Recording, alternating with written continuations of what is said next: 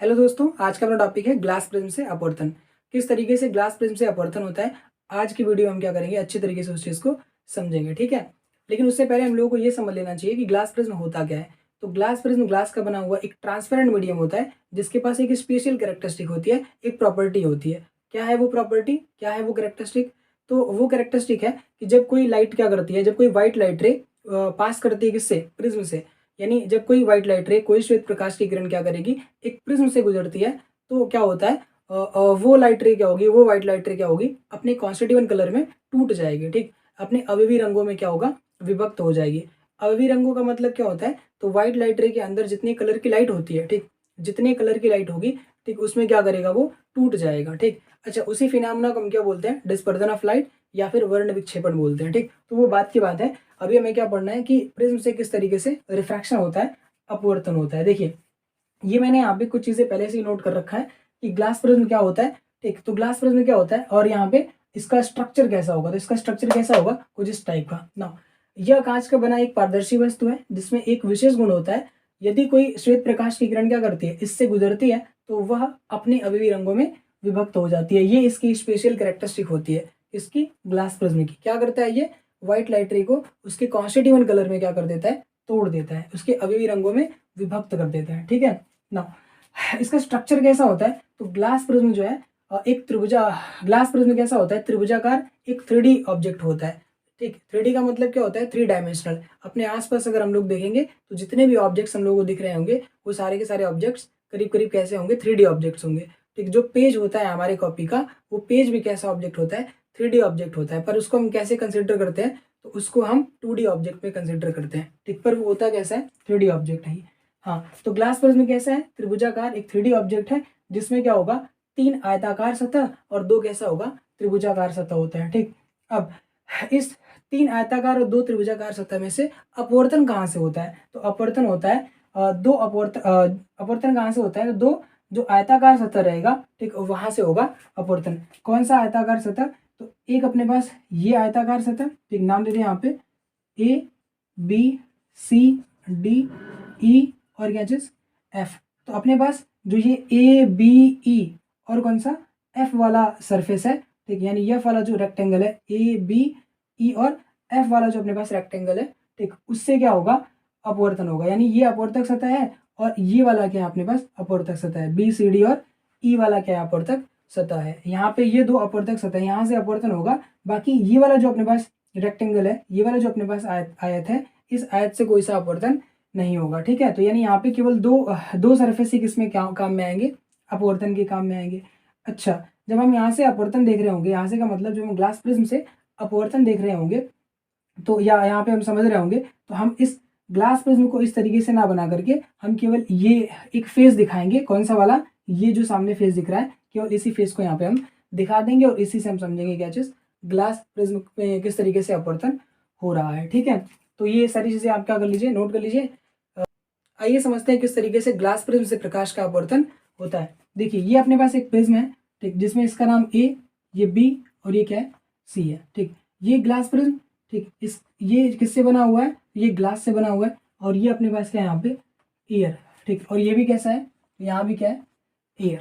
ठीक, देखिए हम क्या करेंगे, इस ग्लास प्रिज्म से एक प्रकाश की किरण भेजेंगे। ठीक, एक प्रकाश की किरण को इस ग्लास प्रिज्म से पास कराएंगे और वो प्रकाश की किरण क्या करेगी, जब इस ग्लास प्रिज्म से पास करेगी तो वो अपवर्तित हो जाएगी, बाहर निकलेगी तो वो किस तरीके से जाएगी, ठीक, उसी को हम लोगों को समझना है। देखिएगा, हमने क्या करा, एक प्रकाश की किरण, ठीक, भेज दिया किससे, इस ग्लास प्रिज्म से पास होने के लिए। तो अभी ये प्रकाश की किरण क्या आकर के इस पर स्ट्राइक करेगी। अगर ये ग्लास प्रिज्म नहीं होता तो ये प्रकाश की किरण कैसे जाती, ये प्रकाश की किरण कुछ इस तरीके से जाती। अगर ये ग्लास प्रिज्म नहीं होता, तब की बात कर रहा हूं मैं, अगर ये ग्लास प्रिज्म नहीं होता तो ये प्रकाश की किरण सीधे निकल जाती। ठीक, ये जो प्रकाश की किरण है, ये जो प्रकाश की किरण है, ये सीधे निकल जाती अगर ये ग्लास प्रिज्म नहीं होता तब। पर ये ग्लास प्रिज्म है तो 100% क्या होगा, देखो ये प्रकाश की किरण किससे, एयर से किस में जा रही है, ग्लास में। विरल से किस में जा रही है, सघन में। क्यों विरल बोला, क्योंकि देखो इसका रिफ्रैक्टिव इंडेक्स क्या होगा, इसके रिस्पेक्ट में क्या होगा, कम होगा। यानी ग्लास का रिफ्रैक्टिव इंडेक्स ज्यादा है, एयर का रिफ्रैक्टिव इंडेक्स क्या होता है, कम होता है। जो कांच का अपवर्तनांक होता है वो क्या रहता है, ज्यादा, और जो हवा का अपवर्तनांक होता है वो क्या रहता है, कम रहता है। इस वजह से ये सघन माध्यम हो जाएगा और ये विरल माध्यम। तो जब प्रकाश की किरण एक माध्यम से दूसरे माध्यम में जाती है तो वो अपने मार्ग से क्या होता है, विचलित होती है। तो जिसको जाना ऐसे चाहिए था, ठीक, जिसको जाना इस तरीके से चाहिए था, पर वो क्या होगा, एक माध्यम से दूसरे माध्यम में जाने की वजह से अपने मार्ग से विचलित होगी। तो ये कैसे विचलित होगी, कैसे भटकेगी, तो ये विरल से किस में जा रही है, सघन में। तो अगर विरल से सघन में जा रही है तो क्या होगा, ये अपने मार्ग से भटकेगी, पर किस तरफ, अभिलंब की ओर मुड़ जाएगी, है ना, अभिलंब की ओर मुड़ जाएगी। तो यहाँ पे अभिलंब है कौन सा, कैसे यहाँ पे बनाएंगे, तो किस वाले सरफेस पे आगे स्ट्राइक किया है, ये अपवर्तक सतह है, इस वाले सतह पे आगे स्ट्राइक किया ना, तो जिस वाले पॉइंट पे आकर के स्ट्राइक किया है, सबसे पहले क्या करना है हम लोगों को, वहां पे एक नॉर्मल ड्रॉ करना है। तो इसमें नॉर्मल कैसे बनेगा, तो ये अपने पास क्या होगा, नॉर्मल, जिस वाले पॉइंट पे स्ट्राइक किया है उस वाले पॉइंट से क्या करना है हम लोग को, एक लाइन ड्रॉ करना है, जो क्या होना चाहिए, इस वाले अपवर्तक सतह के कैसा रहना चाहिए, परपेंडिकुलर, लंबवत रहना चाहिए, उसे हम क्या बोलेंगे, नॉर्मल। ठीक है, तो ये करीब करीब जो है परपेंडिकुलर है, करीब करीब। अब ये जो प्रकाश की किरण है जिसको ऐसे जाना चाहिए था, वो क्या होगा, बेंड हो जाएगा, किस तरफ, टुवर्ड्स द नॉर्मल, ठीक, अभिलंब की ओर।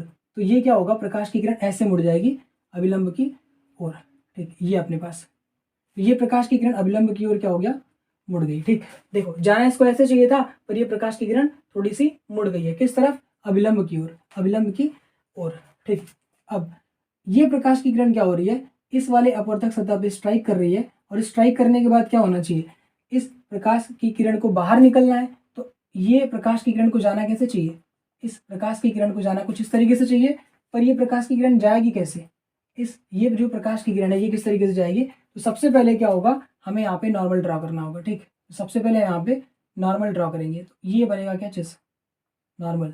ठीक, ये बनेगा नॉर्मल ऐसे। ठीक, ये बन गया नॉर्मल। ये जो प्रकाश की किरण है देखो किधर से किधर जा रही है, तो ये सघन से किस में जा रहा है, विरल में, सघन से किस में जा रहा है, विरल में। ठीक, तो जिस वाले पॉइंट पे स्ट्राइक किया है सबसे पहले हमें क्या करना होता है, वहां पे नॉर्मल बनाना होता है।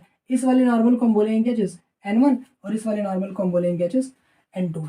ठीक, हालांकि इसका बहुत काम नहीं है, पर चलो हमने यहाँ पे नोट कर लिया। ठीक, तो ये अपने पास नॉर्मल नंबर 1 और ये अपने पास नॉर्मल नंबर 2, अभिलंब नंबर 2।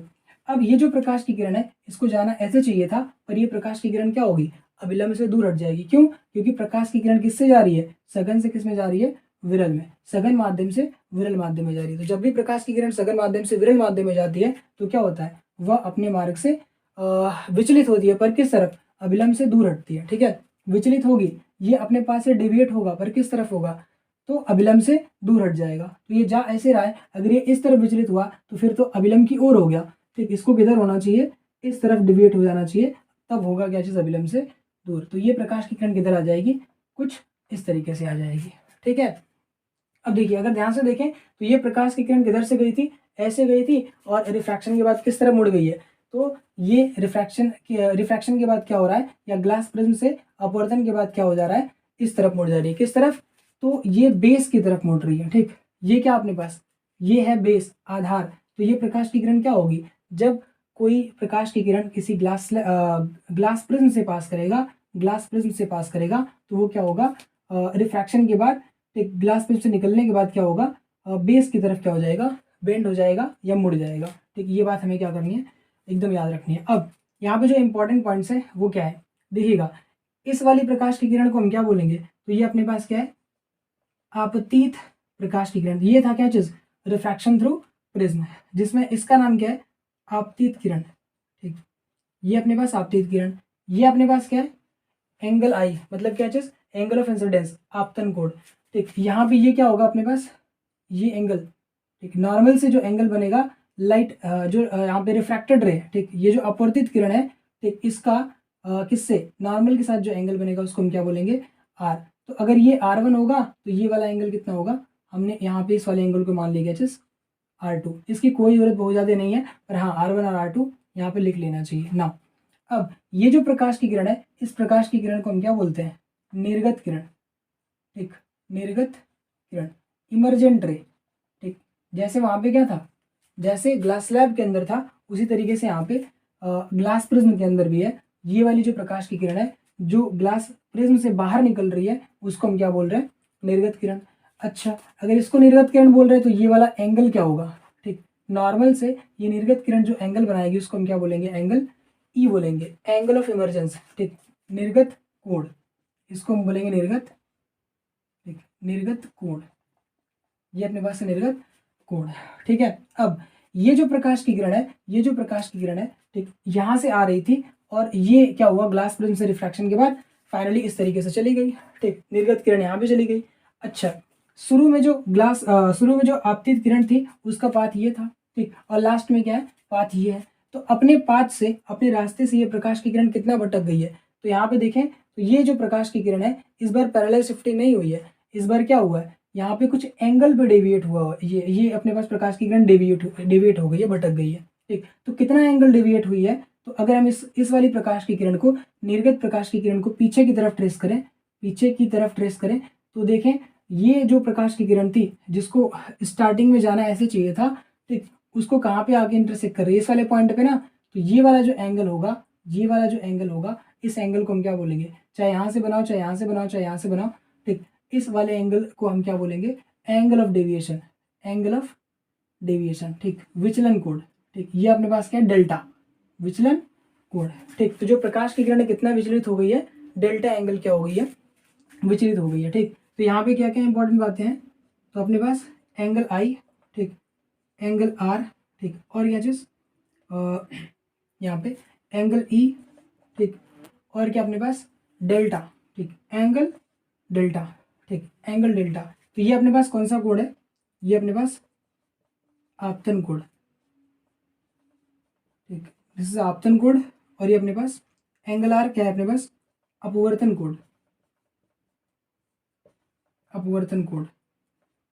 ठीक, एंगल ई यहाँ पे क्या है, तो एंगल ई यहाँ पे है निर्गत कोण, ठीक, निर्गत कोण। ठीक, और एंगल डेल्टा क्या है यहाँ पे, एंगल डेल्टा, एंगल डेल्टा यहाँ पे है, ठीक, यहाँ पे विचलन कोण। ठीक, प्रकाश की किरण कितना विचलित हो गई है, तो ये क्या अपने पास विचलन कोण। ठीक, इसको हम क्या बोलेंगे, विचलन कोण बोलेंगे। ठीक, अच्छा, यहाँ पे ये वाली जो रे है, ठीक, इस वाली रे, इसको हम नाम दे देते हैं, ये अपने पास ओ, इसको हम नाम दे दिया क्या चीज़, इसको पी, और इसको मैंने नाम दे दिया क्या चीज़, क्यू, और इसको मैंने नाम दे दिया क्या चीज़, आर। ठीक, तो जो अपने पास ओपी लाइन है, ठीक, या ओपी किरण है, ठीक, ओपी किरण, ये क्या अपने पास आपतित किरण, ये अपने पास आपतित किरण। और जो अपने पास पी क्यू है, ठीक, पी क्यू क्या है, अपवर्तित किरण, अपवर्तित किरण।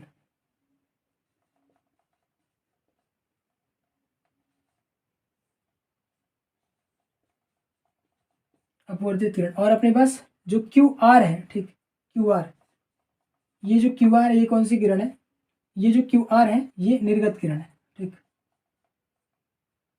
निर्गत किरण। ठीक, इमर्जेंट रे, ये अपने पास emergent ray, incident ray, refracted ray, और कौन सा इमर्जेंट रे है। ठीक, तो ये अपने पास इसके जो है कुछ टॉपिक है, ठीक, मतलब इसके कुछ टर्म्स है जो इंपॉर्टेंट टर्म्स है। अच्छा, यहाँ पे जो एंगल बनेगा, ठीक, ये जो अपने पास अपवर्तक सतह था, तो ये जो अपवर्तक सतह है, अपवर्तक सतह के बीच बनने वाले कोण को हम क्या बोलते हैं, एंगल ऑफ प्रिज्म बोलते हैं। ठीक, एंगल ऑफ प्रिज्म, प्रिज्म कोण बोलते हैं इसको, ठीक, प्रिज्म कोण। ठीक, इसको हम बोलेंगे क्या चीज, एंगल ऑफ प्रिज्म। ठीक है, अब देखिए आई की वैल्यू जितना ज्यादा होगी, अच्छा आई की वैल्यू अगर वेरी कराएंगे तो क्या होगा, यहाँ पे जो यहाँ पे एंगल ई की वैल्यू क्या हो रही होगी, वेरी कर रही होगी। जैसे जैसे हम आई की वैल्यू बढ़ाएंगे वैसे वैसे एंगल ही नहीं, डेल्टा की वैल्यू क्या होगी, वेरी कर रही होगी। ठीक, जैसे जैसे हम आई की वैल्यू वेरी कराएंगे वैसे वैसे क्या होगा, डेल्टा की वैल्यू वेरी करेगी। ठीक, विचलन कोण की वैल्यू वेरी करेगी, छोड़ दो इसको। अच्छा, ए की वैल्यू जितना ज्यादा होगी, प्रिज्म कोण जितना ज्यादा होगा, ठीक, यहाँ पे एंगल ऑफ डेविएशन क्या होगा, उतना ही ज्यादा होगा। ये बात आपको पता रहनी चाहिए, क्या चीज़, कि जितना ज़्यादा हमारे काम की यहाँ पे है नहीं, पर फिर भी हमें ये पता होना चाहिए कि ए की वैल्यू जितना ज़्यादा होगी, डेल्टा की वैल्यू क्या होगी, उतना ही ज़्यादा रहेगी। ठीक, ये चीज़ हम लोगों को क्या करना है, याद करके रखना है। और इस प्रिज्म का रिफ्रैक्टिव इंडेक्स जितना ज़्यादा होगा, इस प्रिज्म का रिफ्रैक्टिव इंडेक्स जितना ज़्यादा होगा, उतना ज़्यादा क्या आएगा, विचलन कोण आएगा। ठीक, यानी जो प्रकाश की किरण है उतना ही ज़्यादा क्या होगी, विचलित होगी। तो ये बात हम लोगों को क्या करना है, यहाँ से याद करके रखना है। ठीक, बढ़ते हैं आगे। चलिए आइए समझते हैं क्या होता है वर्ण विक्षेपण। देखिए, जब एक व्हाइट लाइट रे क्या करेगी, एक प्रिज्म से पास करेगी तो क्या होगा, वो अपने अवयवी रंगों में विभक्त हो जाएगी। इसी घटना को हम लोग क्या बोलेंगे, वर्ण विक्षेपण। कैसे विभक्त हो जाएगी, तो आइए देखते हैं इसको। ठीक, ये अपने पास एक प्रिज्म है। ठीक, इस प्रिज्म से हम क्या करेंगे, एक प्रकाश की किरण को, कौन सी प्रकाश की किरण, व्हाइट लाइट रे यानी श्वेत प्रकाश किरण। ठीक, श्वेत प्रकाश किरण, श्वेत प्रकाश की किरण को क्या करेंगे, भेजेंगे। ठीक, एक श्वेत प्रकाश किरण कहाँ पर जाके स्ट्राइक कराएंगे, तो इसको हम स्ट्राइक कराएंगे, इसको हम क्या करेंगे, पास कराएंगे, किससे, एक प्रिज्म से। तो क्या होगा, ये जो प्रिज्म होगा इसके पास एक स्पेशलिटी होती है कि जो व्हाइट लाइट रे है, जिसमें इसमें जो बहुत सारे कलर की जो लाइट रे है, उसको क्या करेगा, ये प्रिज्म स्प्लिट कर देगा, तोड़ देगा। कहाँ से स्प्लिट करेगा, तो यहीं से स्प्लिट करना स्टार्ट कर देगा। तो हमें पता था कि जब व्हाइट लाइट रे इस तरीके से जा रही होती है, एक रे जब इस तरीके से पास कर रही होती है किसी प्रिज्म से, तो ये क्या होता है, रिफ्रैक्ट हो जाता है, किस तरफ, तो ये रिफ्रैक्ट होता है किस तरफ, ये नॉर्मल की ओर क्या हो जाएगा, नॉर्मल इस तरीके से बनेगा, तो ये नॉर्मल की ओर क्या हो जाएगा, बेंड हो जाएगा। अब जो अलग अलग कलर की लाइट होती है, अलग अलग जो कलर की लाइट होती है, उनका वेवलेंथ क्या होता है, अलग अलग होता है। उनकी तरंग दैर्ध्य क्या रहती है, अलग अलग रहती है। और अलग अलग तरंग दैर्ध्य रहेगा, तो ये जो अपने पास प्रिज्म है, उनको क्या करेगा, अलग अलग तरीके से बेंड करेगा, मोड़ेगा। ठीक है, देखिए अब क्या करेगा, ये जो व्हाइट लाइट रे है, उसको ये प्रिज्म क्या करेगा, 7 कलर में क्या कर देगा, तोड़ देगा। ठीक, तो 1 2 3 4 5 6 और ये अपने पास 7 कलर में क्या कर दिया, इसने इसको तोड़ दिया है। ठीक, और सबसे ज़्यादा डेविएट कौन होगा, तो सबसे ज़्यादा डेविएट वो होगा जिसकी वेवलेंथ क्या होगी, सबसे कम होगी। सबसे ज़्यादा कौन भटक जाता है अपने रास्ते से,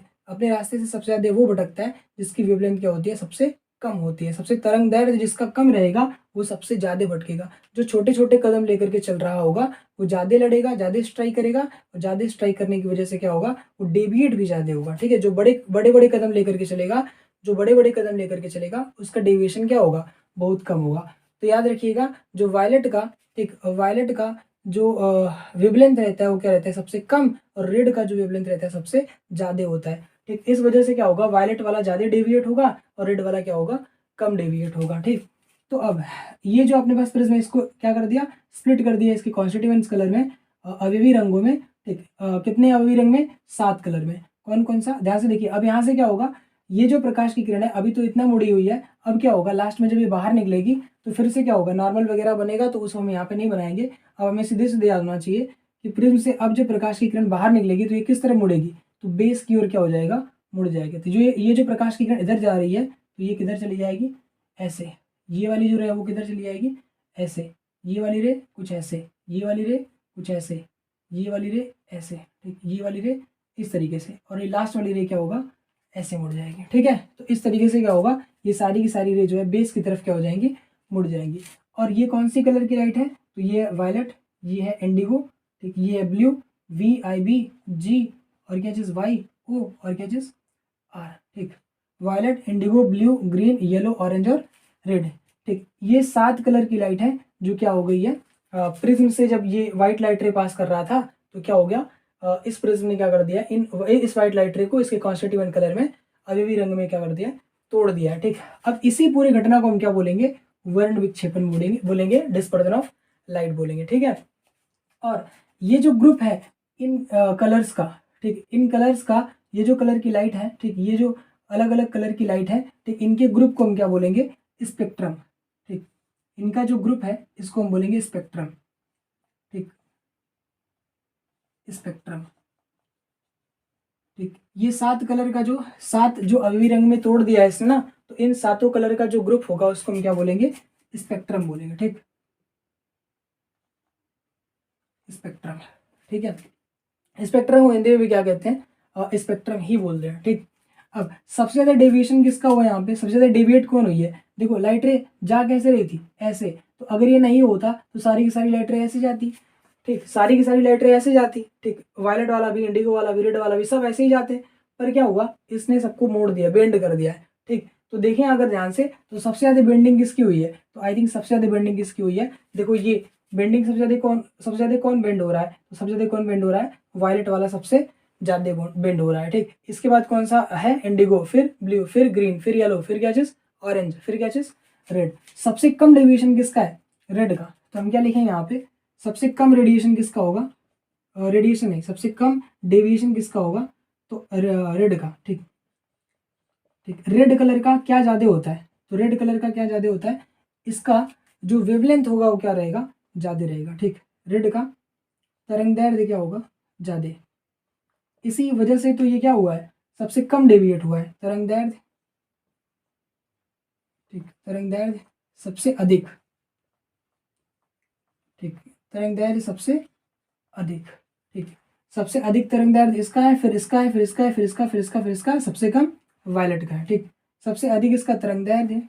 विचलन क्या है, ठीक, तरंगदैर्ध्य सबसे अधिक होने की वजह से विचलन क्या होगा, सबसे कम। ठीक, विचलन सबसे कम, यानी डेविएशन क्या है, सबसे कम, लेस डेविएट हुआ है ये, सबसे कम। ठीक, अच्छा, अगर ये लेस डेविएट हुआ है तो आगे हम समझेंगे स्कैटरिंग क्या होता है, छिटक जाना। ठीक, तो इसकी स्कैटरिंग क्या होगी, स्कैटरिंग मतलब होता है प्रकाश किरणों का पार्टिकल से टकराना और टकरा करके क्या होना, छिटक जाना। तो सबसे ज्यादा कौन छिटकेगा, स्कैटरिंग सबसे ज्यादा किसकी होगी, तो जो सबसे ज्यादा डेविएट होगा उसकी स्कैटरिंग क्या होगी, सबसे ज्यादा होगी। ठीक, जो सबसे ज्यादा डेविएट होगा उसकी स्कैटरिंग क्या होगी, सबसे ज्यादा होगी। जो हर हर तरफ लड़ता फिर रहा है वो क्या होगा, वो बिखर जाएगा। ठीक, और जो कहीं नहीं लड़ रहा है वो क्या करेगा, वो निखर जाएगा। चलो छोड़ो, आगे देखते हैं। ठीक, क्या चीज, तो तरंगदैर्घ्य सबसे अधिक किसकी, रेड की, विचलन सबसे कम किसका है, इसी का। और स्कैटरिंग भी क्या होगा, स्कैटरिंग मतलब क्या होता है, स्कैटरिंग ऑफ लाइट होता है प्रकीर्णन। तो प्रकाश का प्रकीर्णन सबसे कम, प्रकाश का प्रकीर्णन सबसे कम। तो जब इवेंट समझेंगे, ठीक, जब हम इवेंट के बारे में समझ रहे होंगे, ठीक, तो इसको हम डिटेल में समझेंगे। ठीक, प्रकाश का प्रकीर्णन सबसे क्या होगा, कम, सबसे कम। विचलन भी सबसे कम है, प्रकाश का प्रकीर्णन भी सबसे कम है, पर क्या ज्यादा है, तरंगदैर्घ्य सबसे क्या है, ज्यादा है। वो चीज याद रखिएगा। ठीक, अब सबसे कम क्या होगा, वायलेट का, वी का। ठीक, वायलेट, वायलेट कलर का क्या होगा, वायलेट कलर की जो लाइट होगी, ठीक, वायलेट कलर की जो लाइट होगी, ठीक, उसका जो तरंगदैर्घ्य होगा, ठीक, तरंगदैर्घ्य, ठीक, तरंगदैर्घ्य सबसे कम होगा। ठीक, सबसे कम। और विचलन क्या होगा, विचलन सबसे, ठीक, अधिक। सबसे अधिक विचलित कौन होगा, सबसे अधिक विचलित होगा कौन, वायलेट कलर। ठीक, आगे प्रकीर्णन सबसे ज्यादा किसका होगा, तो प्रकीर्णन सबसे ज्यादा क्या होगा, प्रकाश का प्रकीर्णन सबसे अधिक क्या होगा, इसी का होगा। सबसे अधिक प्रकाश का जो प्रकीर्णन होता है वो किस कलर का होता है, तो वायलेट कलर का होता है। सबसे ज्यादा प्रकीर्णन इसी का रहेगा। ठीक है, तो ये चीज यहाँ से क्या रखना है, आपको याद रखना है। किसके हम ग्रुप को क्या बोलेंगे, स्पेक्ट्रम। और जब कोई प्रकाश की किरण एक प्रिज्म से पास करती है तो प्रिज्म क्या करता है, इस श्वेत प्रकाश की किरण को उसके अवयवी रंग में क्या कर देता है, तोड़ देता है। इस घटना को हम क्या कहते हैं, वर्ण विक्षेपण कहते हैं। तो डिफिनेशन यहाँ पे जो है मैं लगा दूंगा इन सबका। ठीक, बस यहीं पे इसको करते हैं खत्म, मिलते हैं अगले वीडियो में।